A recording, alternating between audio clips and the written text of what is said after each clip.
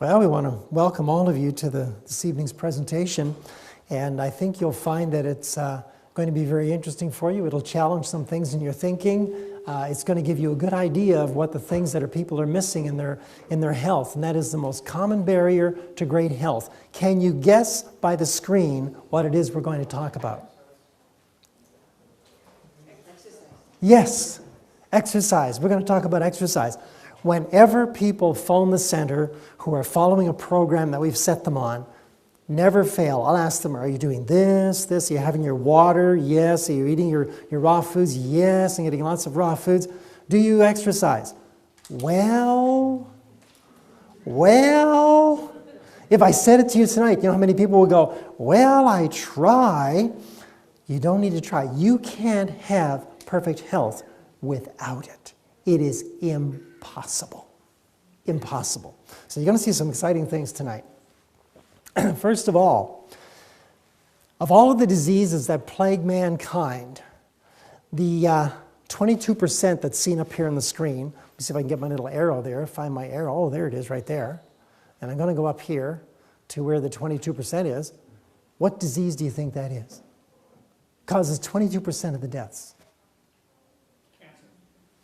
No? Heart disease. Heart disease. Let's go up here and we'll see this one right here. Which do you think that is? You said it.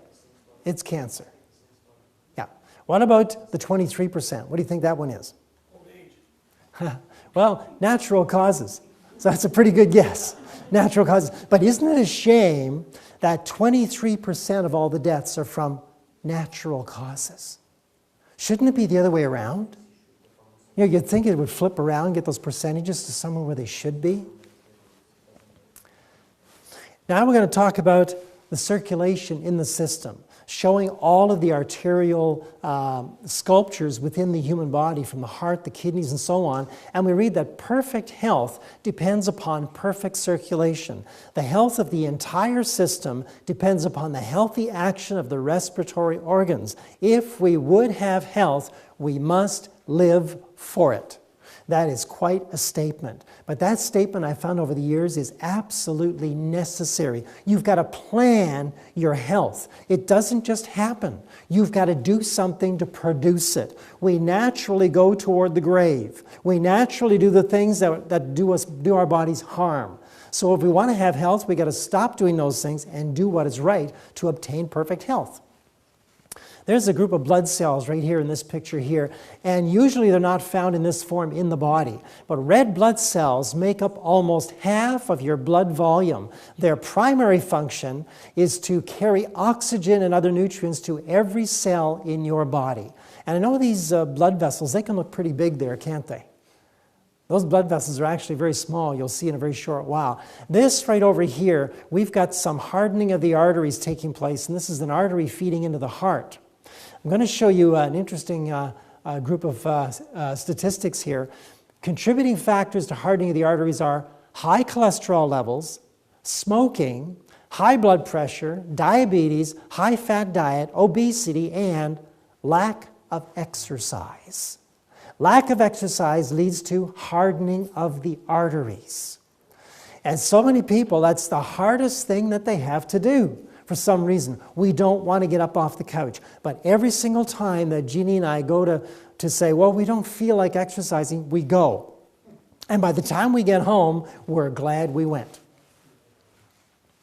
Now, this is a femoral vein right in through here. This is right in here is behind a person's, see if I can get that pointer up here somewhere. There it is, right there.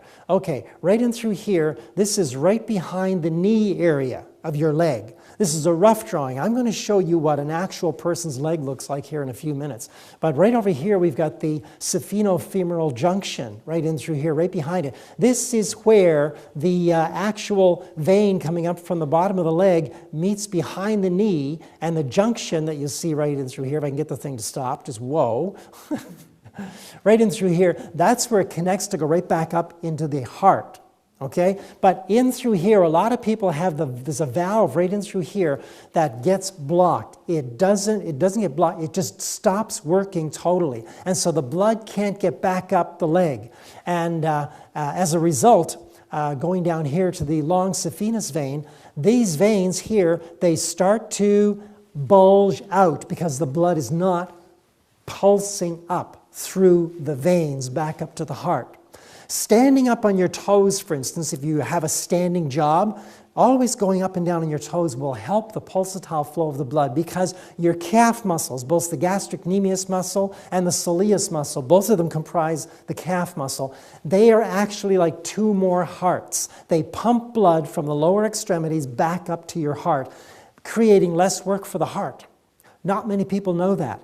Horses have what they call frogs on the end of their, underneath their, the hoof. And if the horse stands still for too long, they go lame. But when they move, the frog does the pumping of the blood back up. So when a horse is running, the heart's really not working as hard as we might think it is.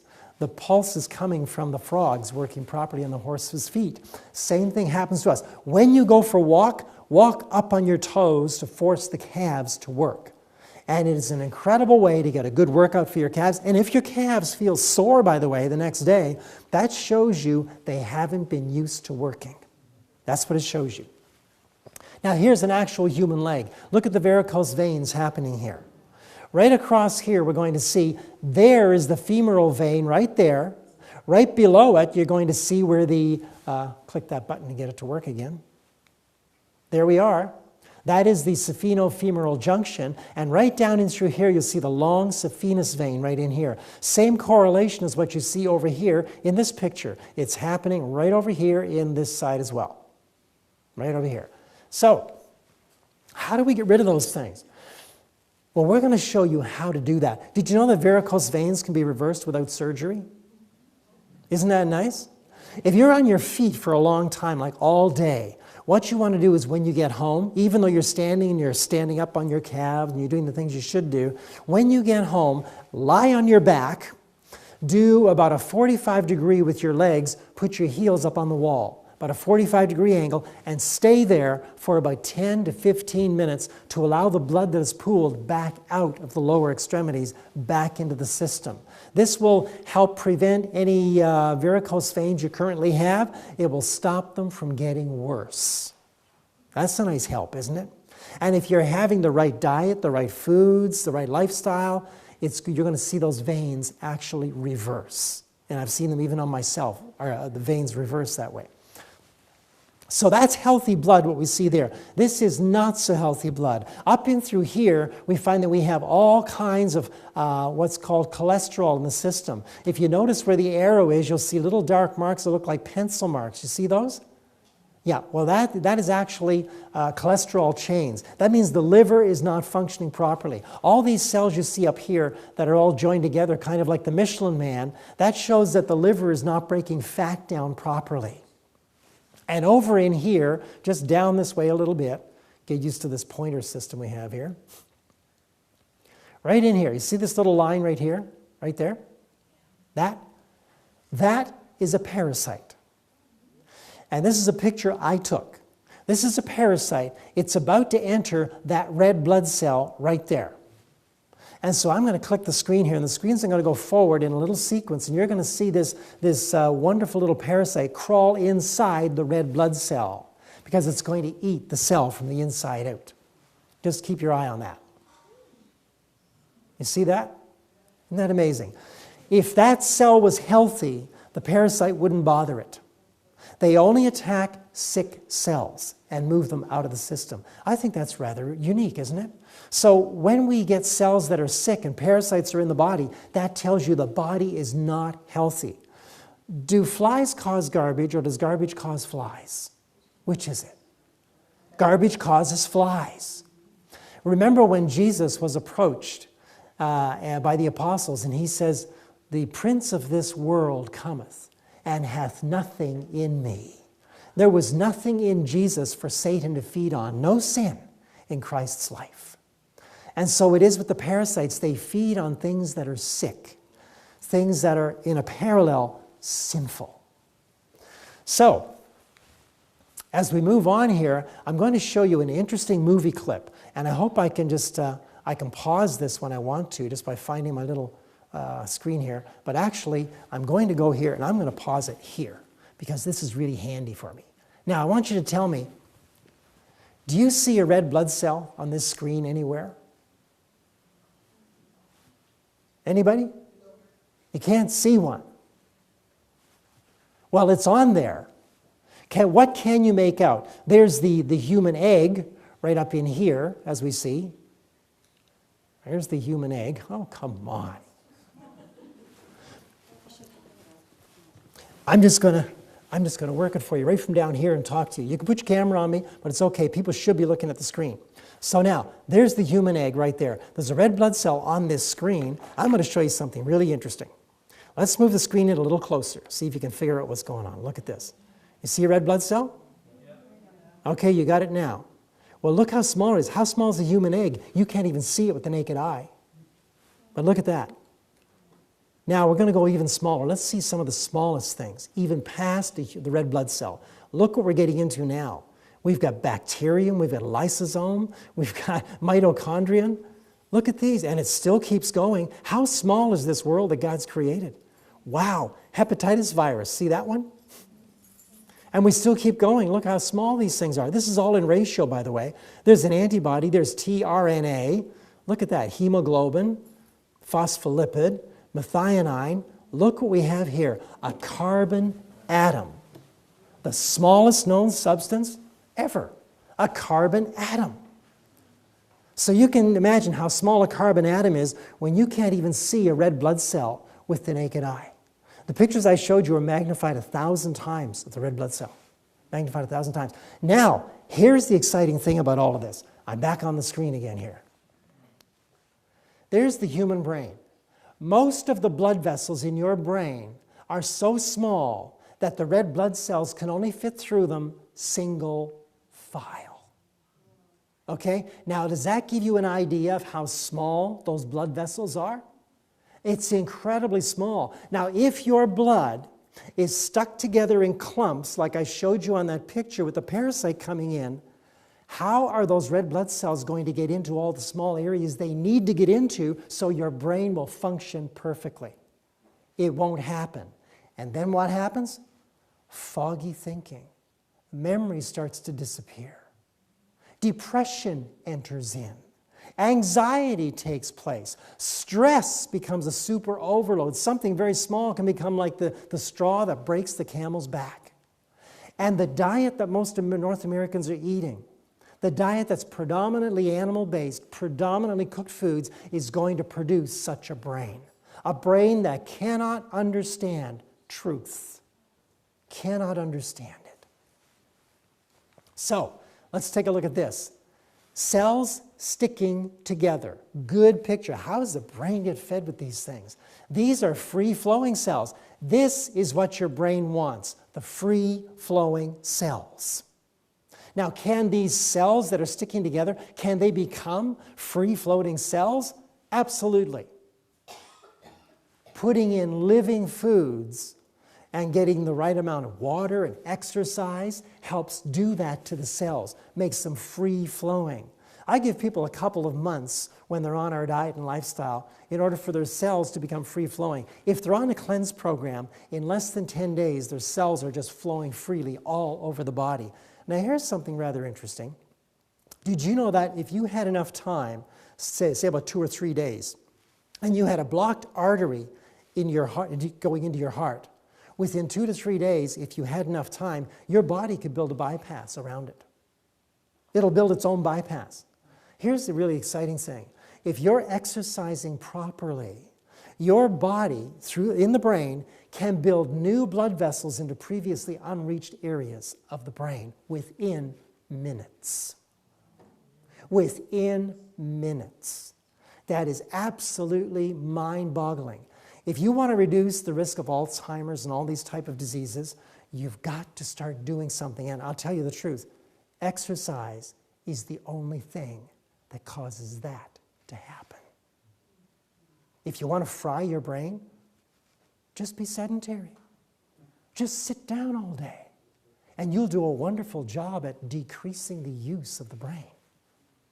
So, joint surfaces have a very limited blood supply and for the most part gain their nourishment by absorbing fluid.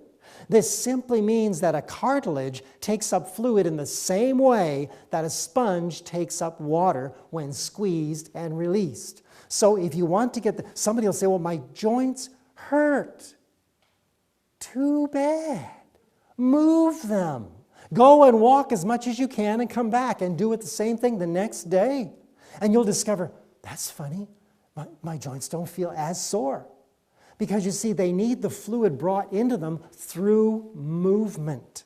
That is a key element, through movement.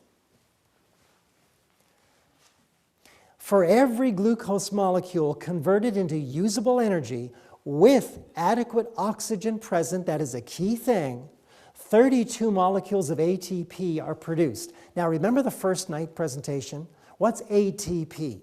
That was the adenosine triphosphate, the usable energy created from glucose by the body. Does anybody remember that? Those who were here, remember that? Yeah. And so how important is it to get the glucose? It is extremely important. 20% of all the nutrients or all the glucose that your body puts in is used by the brain. So that's a small tissue using 1/5 of all the body's energy. Incredible. But if you don't have enough oxygen present, for every glucose molecule converted, you'll only get 2 molecules of ATP produced. Look at that. From 32 molecules to just 2 molecules. That is 16 times the difference. You want more energy? Well, I'll tell you, exercise puts more oxygen in. So you get more energy from your food. You get less free radical damage because oxygen sponges just sap up free radicals and take them out of the body as carbon dioxide. Isn't that interesting? So you get a carbon dioxide-rich blood, you've got a very tired person, chronic fatigue and so on and so forth, all set in. This is from a health of the U.S. workforce declining. And as you can see, sleep problems, stress, high cholesterol, overweight, obese, so on and so forth. But look at this. No regular exercise and overweight or obese, they tie in together. But that's producing more problems in the workforce in the U.S. Are these very things. Not enough exercise and too many people are eating, which is caused by no exercise as well. It's one of the contributors. Okay, my little clicker, just click away. Notice this person here. I think they got a lot of paperwork to do today, you know? And that's what we've become. In this computer-based world, brain work is increasing along with being sedentary, while physical activity is actually decreasing. Do you agree? Yes. In the place where we live, it's called Bay St. Anne, New Brunswick, and New Brunswick, Canada. And when I was young, growing up in New Brunswick, anytime you were out on the street, you'd see kids everywhere. But now I walk out, and you don't see any. Guess where they are? At the computer, with their computer games. They are literally making their brain like a jello. It's just becoming like jello. They don't think at all. Wow. You may think those computer games are good for you. No, they're not. Risk an early death. Just do nothing. What do children do today?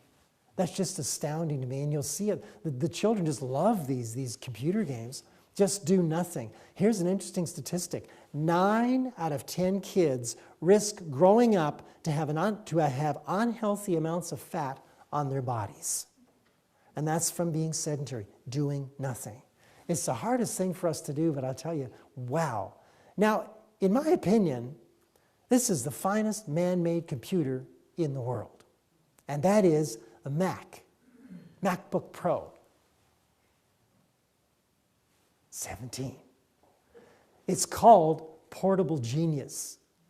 And when I started working on it, I was so frustrated because I was used to working with a Windows system. And a Mac is a completely different operating system. But I had to make my brain work to learn the system. So now I'm ambidextrous. I can go from a PC to a Mac and understand them both. I'm bilingual, kind of, I guess, right? Bilingual. But you see, what we need is we need things to stimulate the brain. Make it work like it's designed to work. You can't outwork your brain. And we're going to show you some fascinating things on the night when we present Losing Your Memory. Don't forget to watch this. It's a presentation that will blow your mind what the human brain can do if we treat it right. As I've said before, your body is used to carry your brain around. So what are we doing with the body? The body's supposed to feed the brain, exercise the brain, and carry out the brain's messages, carry out the brain's promptings. We've got to really learn how to do that. But you see, the finest man-made computer in the world. What is the finest computer in the world?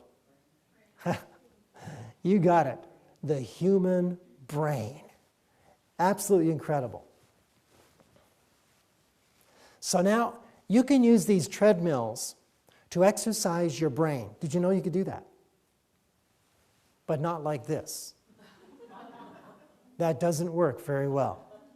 It'll take incredible balance to stay on the thing. If you're doing that, you may get a job with Barnum and Bailey Circus someday, but it won't do a thing for your brain. But there is better ways to do it. Exercise facts, you're going to see how.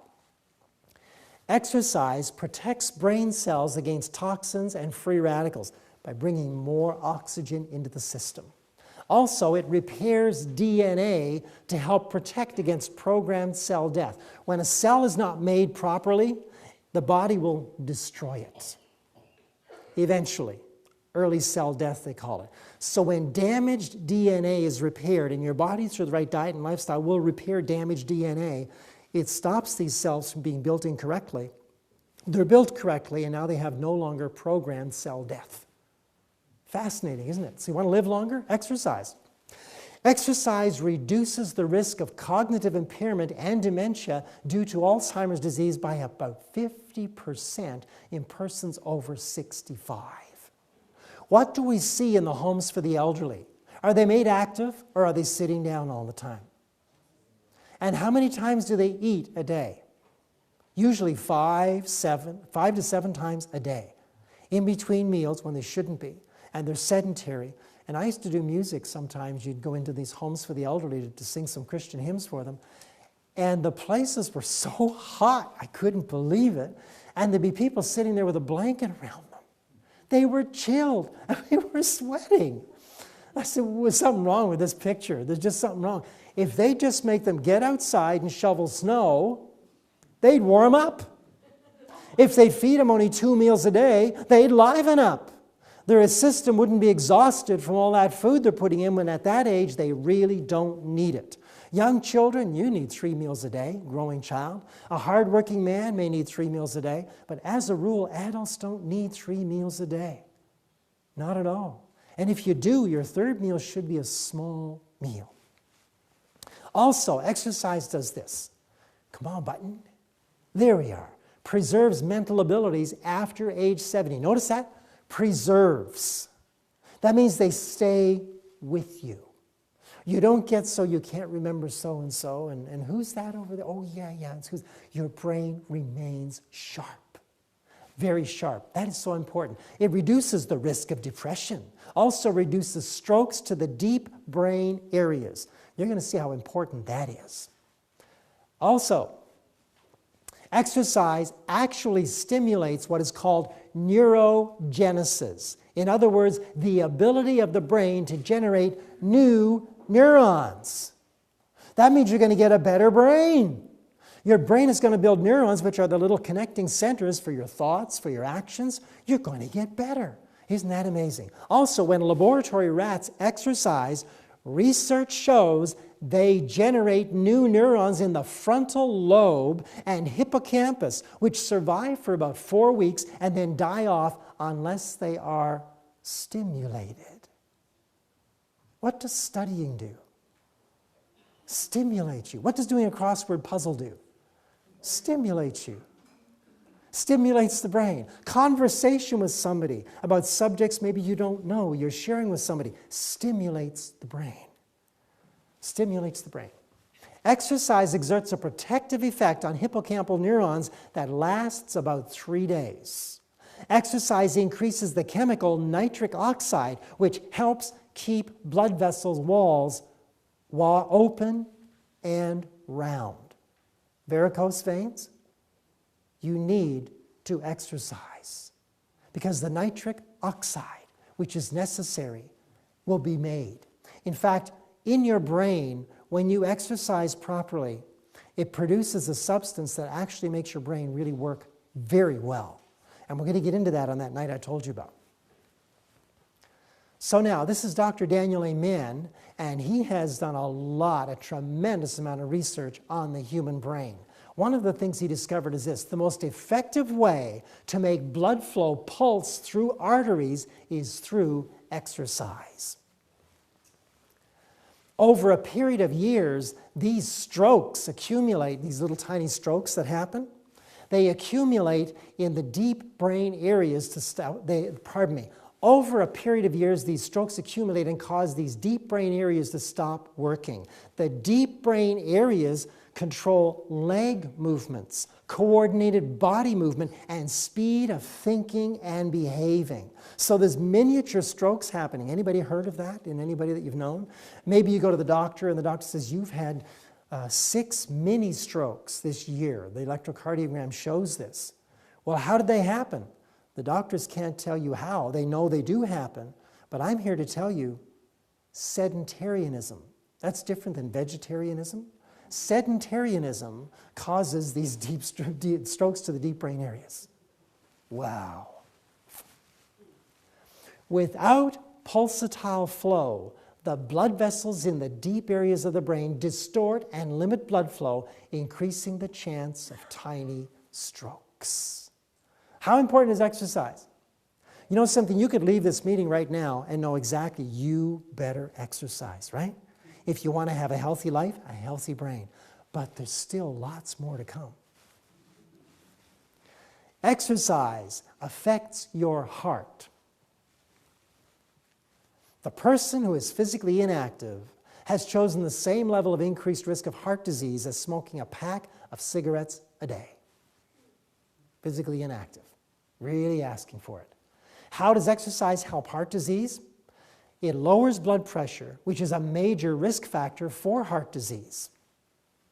Increases good HDL cholesterol that transports fat away from the arteries and back to the liver for processing.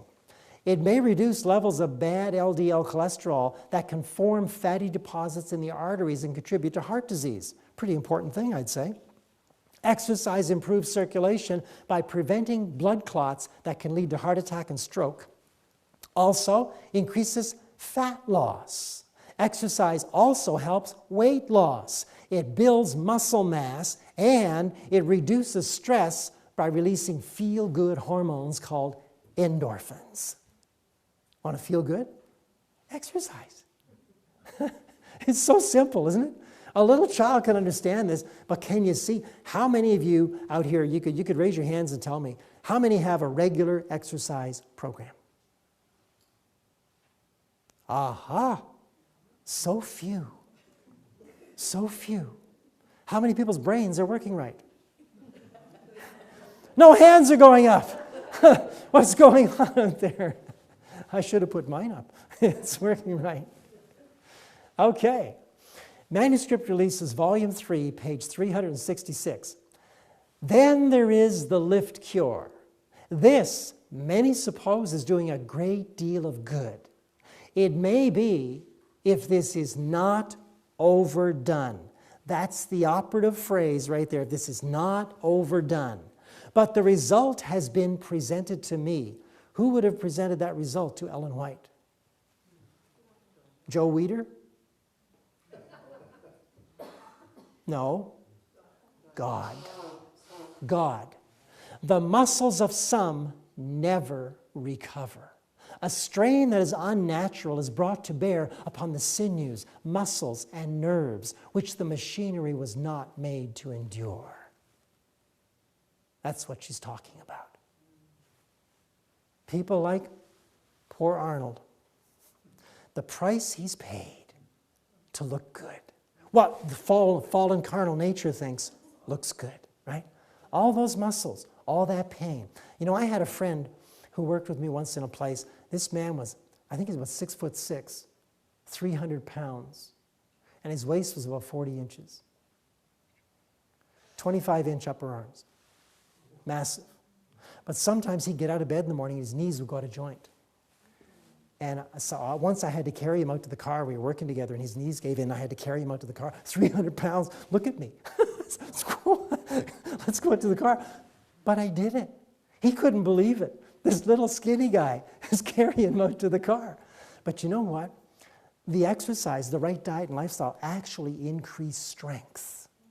Muscle strength is not found in the muscle themselves. Muscle strength is found in the tendons which connect it to the bones. Take a look at ants. They can lift 50 times their own weight. They have no muscles. Isn't that fascinating? Does God need muscles to make people strong?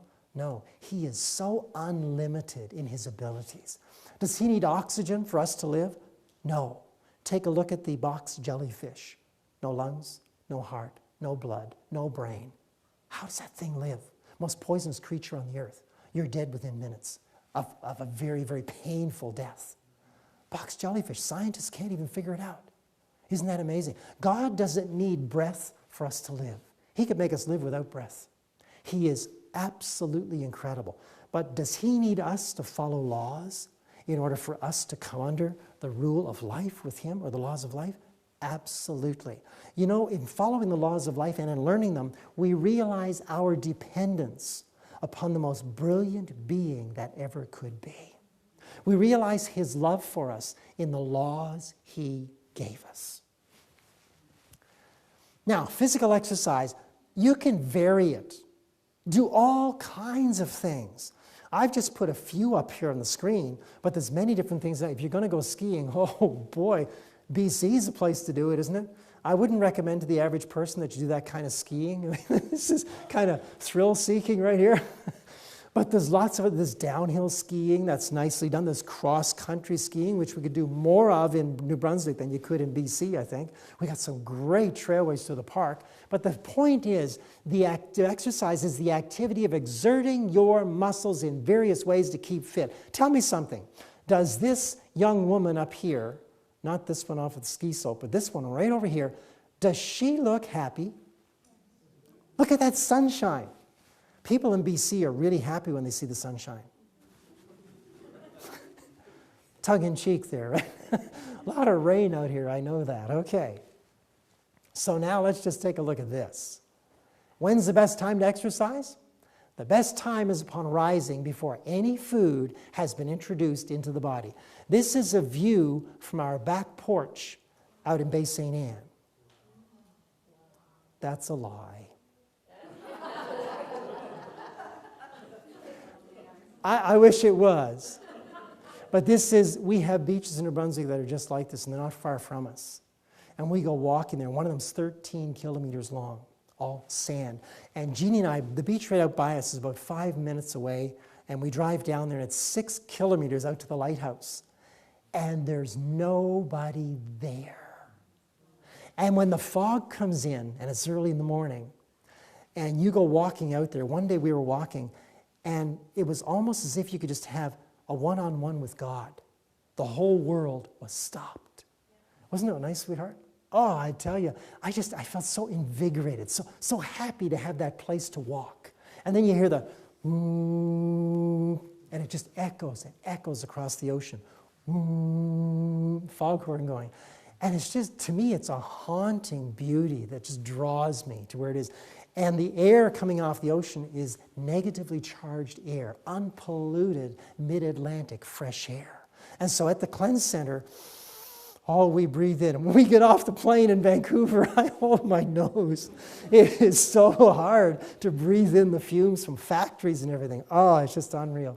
It'll be nice to get back to the fresh air. But it's nice. I'm glad to be here where we can do things that can actually help people to have a better life. So for Jeannie and I, it's worth going through the smog and the pollution just to be able to deliver a message, just to be able to give it to you.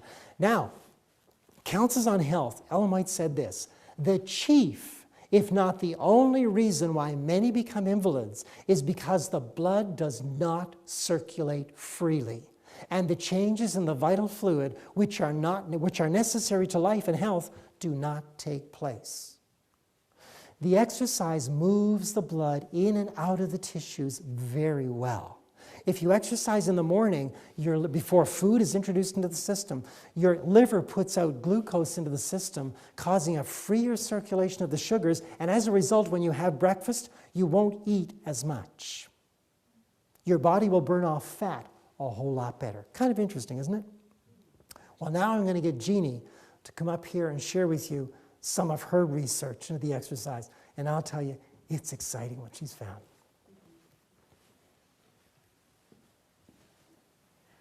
Okay, we're going to take a look now at some of the research that supports what Rudy's been talking about with exercise, and I think you will find this very, very fascinating.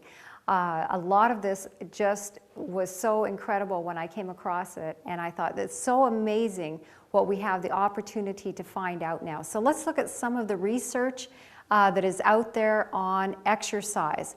I want to share with you some of research that's been published in the Proceedings of the National Academy of Science, and that shows, if we get this to work here, that exercise reduced or eliminated almost every detrimental effect of aging in mice that had been genetically programmed to grow old at an accelerated pace. Now, I want to show you the details of this study that took place. It was done by Dr. Mark Tarnopolsky. He's from McMaster University. And in this experiment, Dr. Tarnopolsky and his colleagues used lab rodents that carry a genetic mutation affecting how well their bodies repair malfunctioning mitochondria, which are tiny organelles within cells. If you remember on the little video clip that Rudy was showing you, the size of the red blood cell, and when he zoomed in, do you remember seeing the mitochondria? Very tiny, much smaller than a red blood cell. So these mitochondria, actually in our bodies and in the bodies of the mice, these mitochondria go through changes, and we'll just see this here. Mitochondria have their own DNA, which is distinct from the cell's own genetic material, and they multiply on their own. But in the process, mitochondria can accumulate small genetic mutations which under normal circumstances are corrected by specialized repair systems within the cell. Over time, as we age, the number of mutations begins to outstrip the system's ability to make repairs, and mitochondria start malfunctioning and dying. That's actually sort of at the cellular level of how we age. That's how the aging process takes place. So over time, these mutations are actually outstripping the cell's ability to correct them, and that's the process of aging. So what happened with these mice, the mice that Dr. Tarnopolsky and his colleagues used, they lacked the primary mitochondrial repair mechanism, that little mechanism that works to repair the mitochondria. So they developed malfunctioning mitochondria early in their lives, as early as 3 months of age. That's the human equivalent of age 20.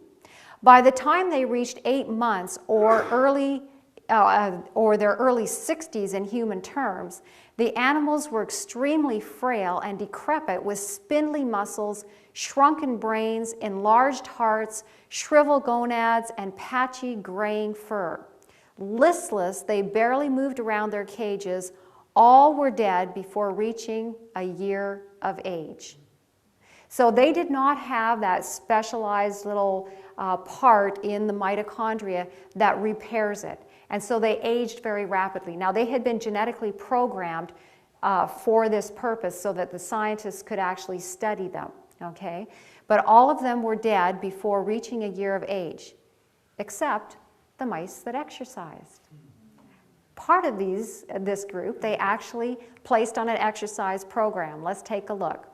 So half of the mice were allowed to run on a wheel for 45 minutes 3 times a week, beginning at 3 months. That's the human equivalent of around age 20.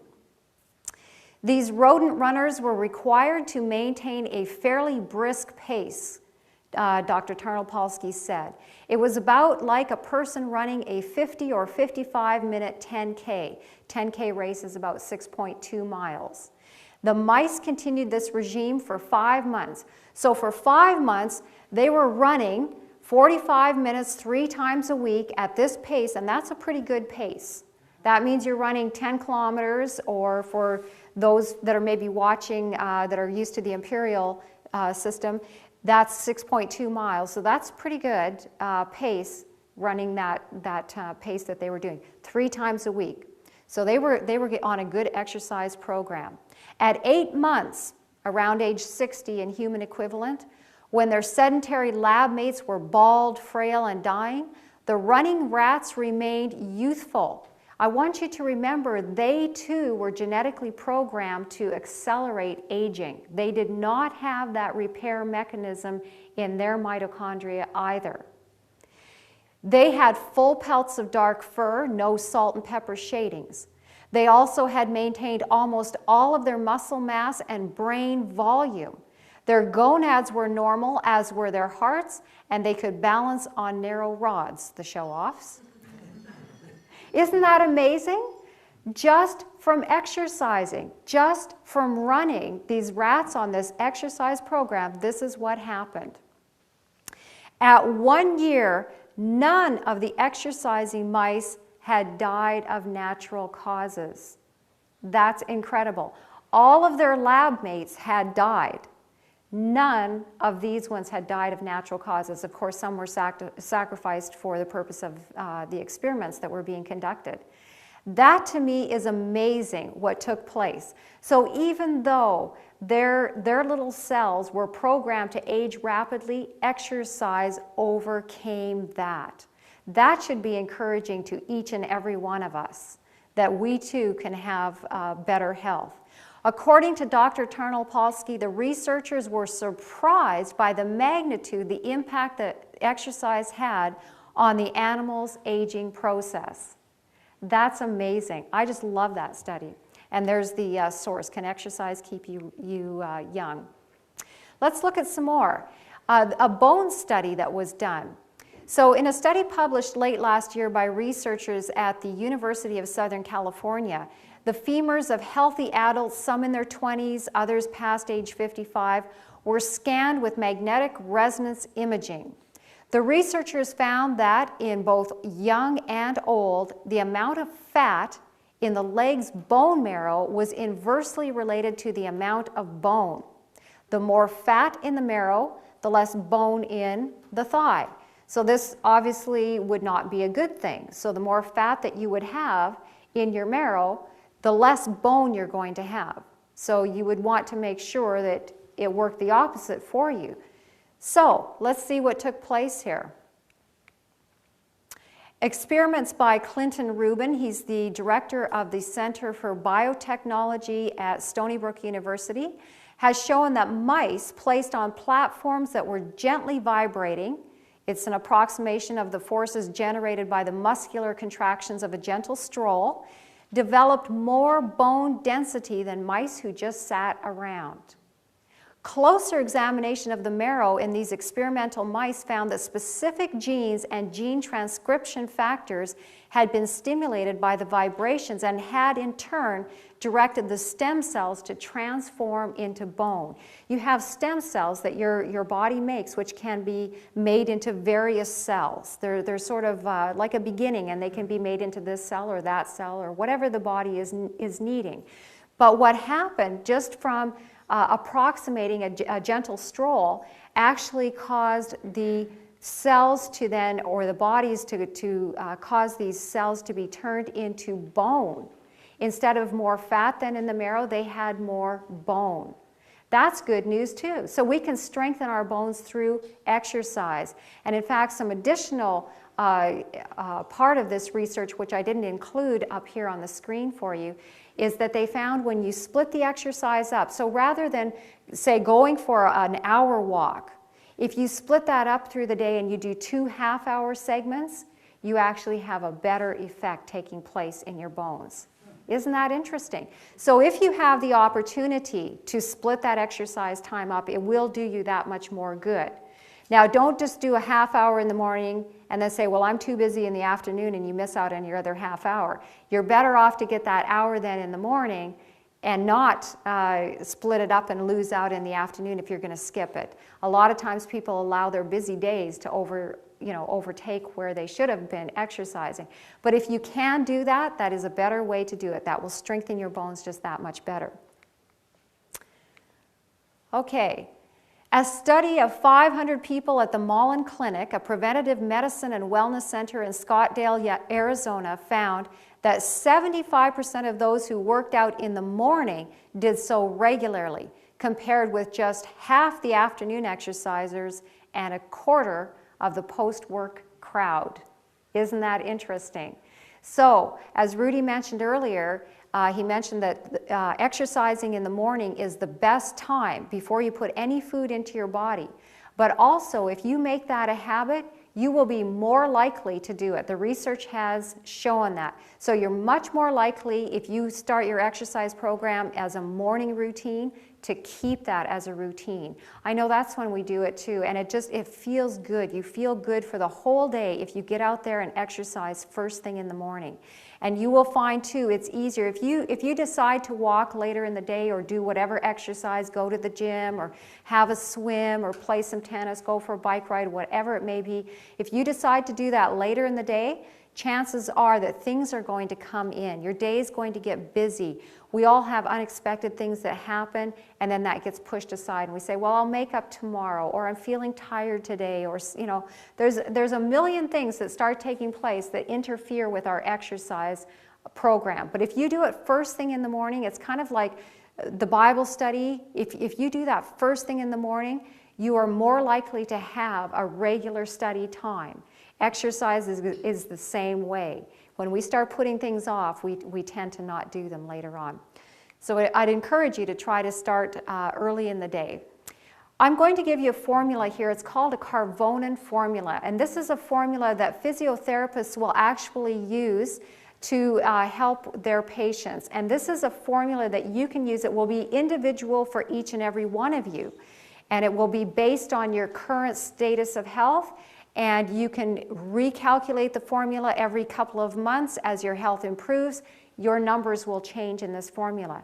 What this formula is designed to do is to help you to exercise at a rate that is going to be working your heart, but not overworking your heart.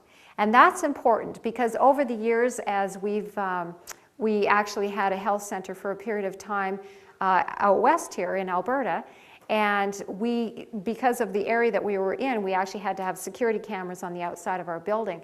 But it was very interesting because sometimes as our guests would go out for their walk and we would just see them come up on the monitors there. And the walk was more kind of like a stroll. It was just a little stroll out. Well, let's look at the flowers, and they were having fun talking and everything. A stroll is nice, but a stroll is not your exercise. Okay? You need to exercise to the point where you're going to be doing good for your body. And a lot of times people don't know where that is. There's different things people have said, well, should I walk until I'm out of breath and unable to talk, or what's the best way to do it? I would suggest using this formula. And we're going to go through this. It's very easy to do, very simple. It may seem complicated, but it's very simple. So the very first thing you're going to need to do is to determine your resting heart rate. Determine your resting heart rate. So you can take your pulse wherever it's easier. Some people find it easy to take on the neck. Some find it easy on the wrist. Whatever is easiest for you. What I like to recommend is take your pulse at the same time for 3 days in a row and take an average. Okay, that will give you a more correct idea. So maybe you want to do it, say, first thing in the morning when you wake up. You just want to check your pulse, jot that number down, and do that for 3 days, and then just take an average of that. That will be what's called your resting heart rate. Now you're going to need to calculate your intensity level. Okay? If you are a beginner, if you've not been on an exercise program, or you've just started into an exercise program just recently, then place yourself as a beginner. And I might want to say here too, if you are unsure, if you've not been on an exercise program, it may be a good thing for you to actually go to your doctor, just have a checkup, make sure that there's nothing that's going to interfere with you getting onto an exercise program. But for most of us, there's nothing that's going to interfere. And so we need to get ourselves onto a good program. So if you're a beginner, you're going to be somewhere in the 50 to 60% area, okay? Average fitness level, this is someone who's been on a program. Maybe you've been on a program for, you know, the last 8, 10, 12 months, something like that. You've worked your health level up, so you may be in that level. High fitness level, this would be reserved more for those who their job is maybe a fitness instructor, an aerobics instructor, something like that, where every day this is what they're doing for hours every day, and so they have maybe a much greater fitness level. So very few are going to fall into that category. Most of us will be in one of the first two categories, okay? This is the actual formula. You can write this down, and then we're going to go through a sample. I'll just put some numbers up there and you'll see how the formula actually works. So take the number 220 and subtract your age. 220 and subtract your age. From that number, you subtract your resting heart rate. So the resting heart rate that you got in the first step, you're going to subtract that from that number that you ended up with. Then you multiply that number by your intensity level. So if you're a beginner, you'd be multiplying that around 50 or 60%, or maybe up into average around 70%. And then you're going to add back on your resting heart rate. Okay? Now this may seem complicated, but we're going to go through and we're going to see how this works, and you'll see it's very simple to do. Very, very simple to do. The number that you're going to end up with is what's called your maximum training rate. That'll be your maximum training rate, and I'll explain what that means here shortly. Let's just take a look here at an example of how that might work. Let's say we checked our resting heart rate and it was 72. Okay, I'm just putting numbers up. Your numbers will be different. Everybody will have different numbers here, but this is just a sample here. And let's just say we were a beginner. We're just going to start on an exercise program, so we're in the beginner category. And let's just say that our age is 40, okay? So if that was the numbers that we came up with, and all of you will have different numbers, then this is what it's going to look like. First of all, we're going to take the number 220 and subtract our age. Our age was 40 for the purposes of this, and that gave us 180. Then from that number, from 180, we're going to subtract our resting heart rate. In this sample, it was 72. Then we're going to multiply that number by our intensity level. We're just a beginner, and so we're multiplying by 50%, okay, which gives us 54. We add back on that resting heart rate of 72, and that brings us to 126, what we call the maximum training heart rate. What that means then is when I exercise, if that was my numbers, what I came up with, that would mean then when I was exercising, I would need to get my heart rate to 126 and maintain that there for at least 20 minutes of my exercise time. Okay? Now all of you will have different numbers. You may have 120, you may have 130. It's going to depend on your own specific numbers, okay? But what you want to do is find out what your maximum training rate is, then keep it there and maintain that for at least 20 minutes of your exercise time. Now you might be saying, how am I going to keep that there? How am I going to know it's there? I recommend getting those little heart rate monitor watches. Those work great. You can pick them up, Canadian Tire, Sears, Walmart, almost everywhere has these little heart rate monitors, and you can just keep a check. It's very easy just to keep a check as you're exercising and see what your heart rate is. If you find that you're not exercising quite hard enough, pick up the pace. Now sometimes I know couples will come and, you know, maybe the husband says to us, you know, well, you know, she walks too slow and I can't get my heart rate up, or vice versa, okay? Sometimes it's the other way around. If that's the case, if you're with a walking partner or someone who, you know, you can't go at a pace that's giving your heart a good workout, put a backpack on, put some weight in there. That will get your heart rate up. You don't have to walk real fast. You can strap some wrist weights on. You can strap some ankle weights on. There's lots of things that you can do to help pick up that heart rate and get the benefit. So even if you're going at a slower pace now, you're going to pick the heart rate up and get a good workout as well. So those are some easy things to do. But try to maintain that. If you find that you're exercising and your heart rate is going too high, then just slow that back down until you get back to where your range should be, and then just try to maintain it in that area. Okay, so it's very easy to do. Okay, let's, whoops, we went the wrong direction here. I have to get used to this clicker because we switched the buttons from last night. Okay. So 126, our maximum training heart rate. Okay. Edward Stanley, he was the Earl of Derby, and he had this to say: those who think they have not time for bodily exercise will sooner or later have to find time for illness. And that is the truth. If we don't think that we have time to exercise, we will find that at some point we are going to be sick. It's a given. We can't have health, we cannot be well unless we exercise. Very important. There's all kinds of things that you can do to integrate exercise into your day. You can do things, if you have stairs in your house, you can run up those stairs. You don't have to just walk up them, okay? You can actually run up them, pick up the pace. Exercise harder, or look for ways to move your body instead of sitting and being sedentary. And you will find that your body will repay you with health. There is no drug in current or prospective use that holds as much promise for sustained health as a lifetime program of physical fitness. That comes from the American Medical Journal. No drug. There's no drug in current or prospective use that holds as much promise for sustained health as a lifetime program of physical fitness. And that is so true. Well, we hope this has been encouraging for you, and that all of you will be encouraged to start an exercise program if you haven't, or to carry on with your program, be more committed to carrying on for the future. Take a step toward better health. Thank you.